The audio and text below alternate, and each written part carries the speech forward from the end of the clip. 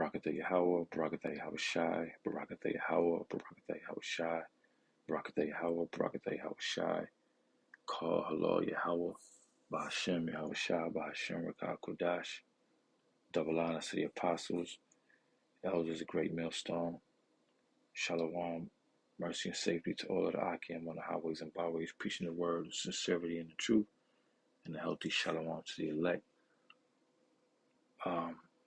Just woke up from a wild dream. I had to put it on wax. I just got up about 15 minutes ago, put my little ones to sleep, putting them to sleep. I normally fall asleep while I'm putting them to sleep, and I wake back up. It's actually 12:13 right now. They're all asleep, and the dream, I'm trying to remember it, man. I had to come press record because it was so wild, it was so vivid.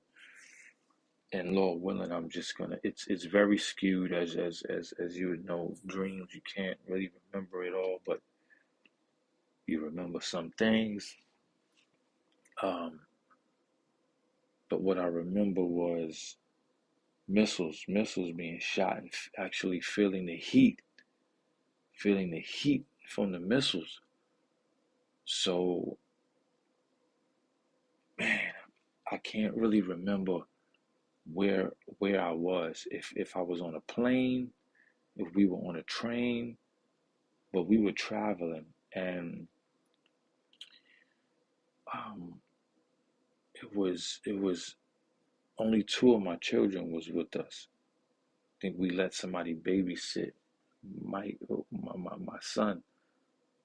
I know there's times where my oldest son, my second oldest son, 5 years old, we would let him go with family members, his aunts, his uncles, whatever. The other kids are too small to go hang out with, other little cousins that my nieces and nephews that that my son has, the movies and things like that. So he would typically be the one that goes out with his other little cousins. So we only had me and my lady only had my two youngest, my 3-year-old and my 1-year-old, and my mom was there as well. So I can't recall the scenery where we was at, but I do know that missiles were being shot off, and it was so wild, man, that I was actually I was we were able to watch, we were able to see the missiles hitting certain places. I don't know if we were watching it from somewhere, but it was so ill because we would actually feel the heat from the missiles, and but we wasn't getting burned up. We wasn't getting burned up. We was And I just remember thinking in that moment, I started praying to the Lord for my other son, for my 5-year-old, because he wasn't with us. And um I just remember in the moment basically just thinking, like, man, we're being covered, we're being covered from these missiles hitting. Again, it was me, my two youngest, my lady, and my mother. And I just remember, man, thinking about my 5-year-old son, praying for him, that he's covered, that we see him in the kingdom. I actually said that. Actually, I actually started praying to the Lord that he cover my 5-year-old wherever he's at, and that we see him in the kingdom. Um,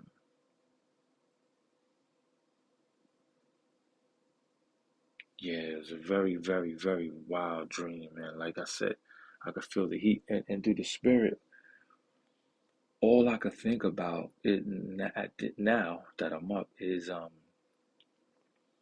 I've heard some of the elders and other Agiyam say for many, many years, like you never know where you're gonna be when shit hits the fan, right? You never know who you're gonna be with. When shit hits the fan, you never know how the Lord's gonna have this thing. Um, and you might be with one of your seeds and none of them. You might be alone, like your family. You never know where you're gonna be. But this dream was very, very very vivid, man, and it was scary, man. It was scary,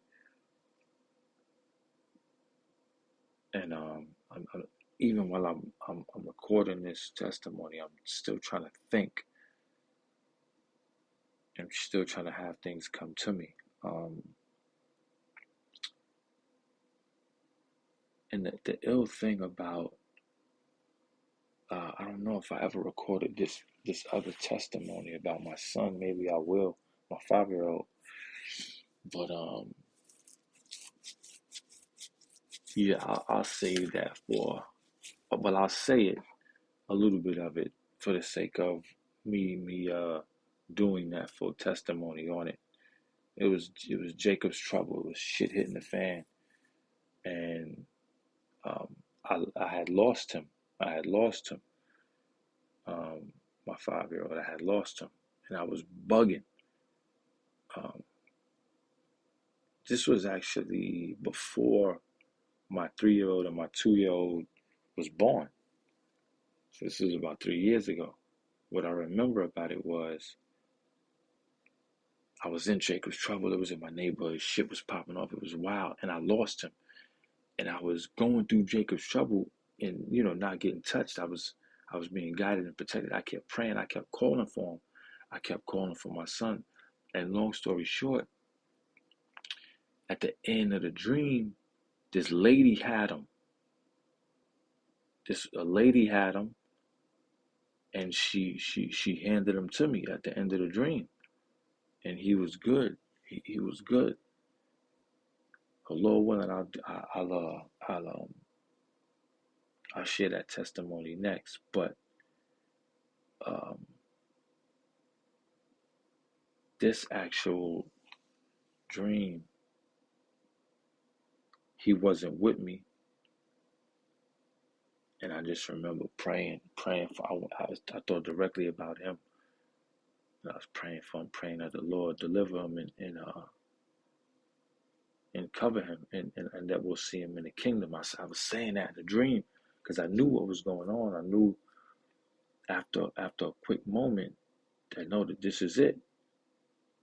The missiles are being shot. This is the Third World War. This is it. And again, I don't remember where I was, but hey, listen, man. I'm saying a train, a plane. We were inside of something, man. I don't know if we was inside of a chariot. I don't know. I can't really remember, but we were inside somewhere. And